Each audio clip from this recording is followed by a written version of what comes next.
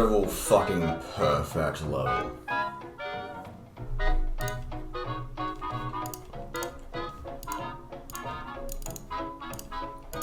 I had fucking shit luck on this, like I died at and past the I like this part section probably 10 times, but that still didn't ruin the experience for me because this level was just that fucking good.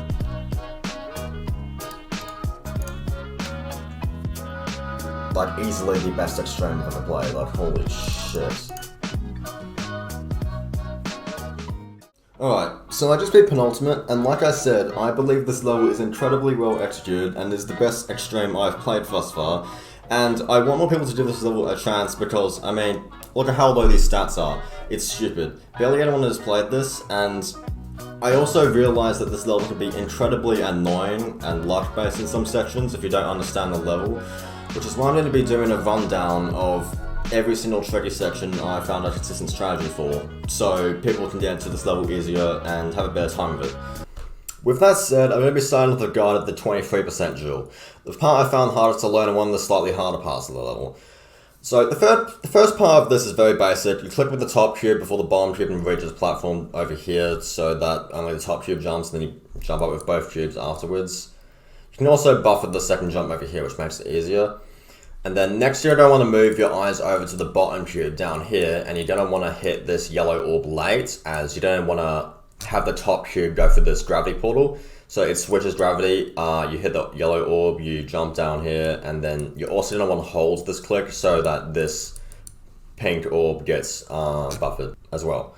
So with that, you've got the easy section out of the way. So here's where the more annoying part comes in. The first few of these jump wings aren't really an issue. You gotta click this one a bit later so you don't run into these saws, but you can just click these whenever. For the second part, you're going to want to hit this dash ring right in the middle, and then you're going to want to buffer or hit early these 3 jump rings, and then you're going to want to hit this last one a bit later. And I suggest lining up your own movements to mine when I play this part, so I'm going to give this part a shot, and I'm going to show you what happens if you do the part one. So I'm going to do this, and 2 times speed. You don't want to hit it in the middle, then you want to hit that one late. And you should get yourself over to this section. So if you hit the first one too early, you'll hit that saw right there with the mini cube. If you hit the hit the dash ring too early, you're actually going to miss that first pink orb with the mini cube. And then if you go too late, you'll hit that spike right there with the big cube. So you got to find the perfect balance right in the middle. So the next section is this cube ship duel, and this was the most annoying part to learn, so I'm going to set up a start bot here. So you may think you can just straight fly through here and just pass the duel. However, it's very easy to hit the ceiling and then die on that spike like that. And I found a consistent click strategy to avoid stuff like that happening.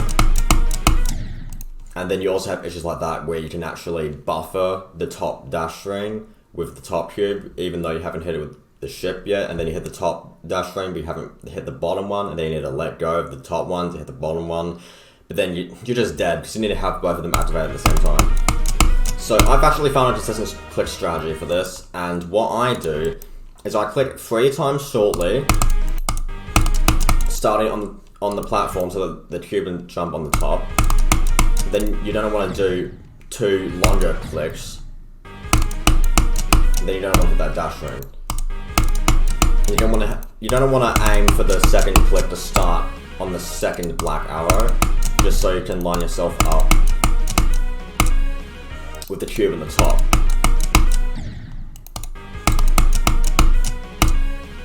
And then to finish off the duel,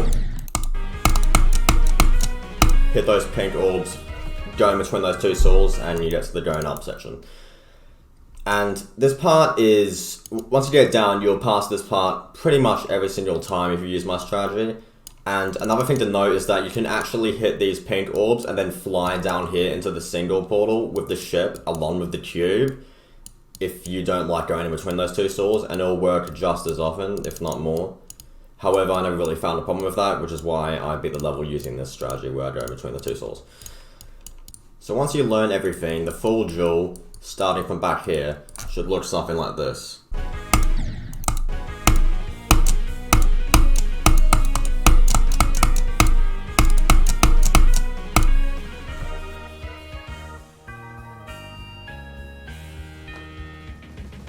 Alright, so with the hardest part out of the way, the next section I'd like to quickly go over is this memory cube.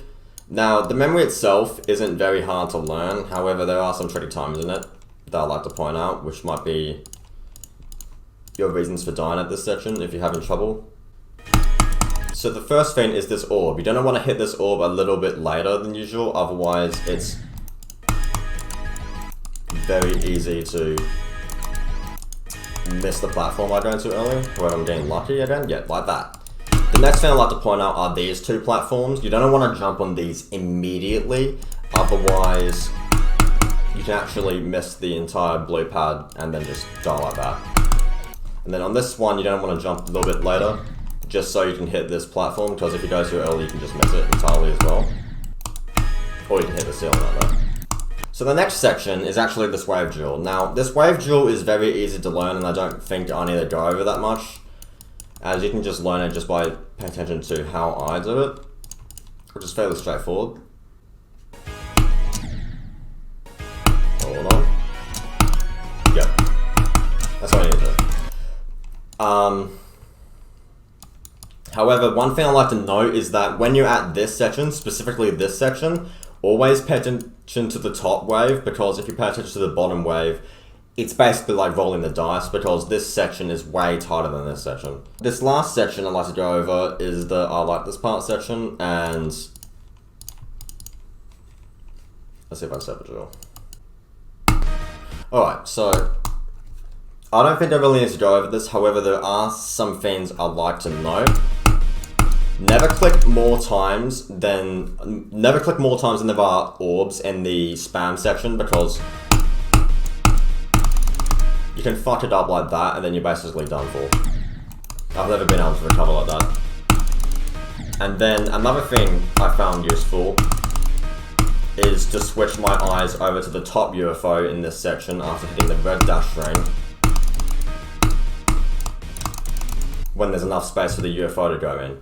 And the last thing I'd like to note is that this orb actually has an invisible orb behind it. So it's actually, this orb is way more lenient than it may initially seem, just because, like, look at this, you have so much space. You can probably graze this arrow right here before you even need to click, before you can't click anymore. So you don't need to worry about hitting the ceiling then clicking immediately, and then you also want to avoid clicking twice as well, because obviously you don't cancel out the gravity switch and you're going to be dead. There isn't anything else on the level that can't be learnt quickly, and once you understand the level it becomes super fun, and I had an amazing time in this level personally. The only reason I'd see someone disliking this is if they don't like swift clicking, because there are quite a few sections where you need a swift click, like this section where you need to hold the dash orb and then let go and immediately click, and the beginning section right over here where there are some parts where you need to click and then immediately release, because if you hold you'll just jump to the ceiling.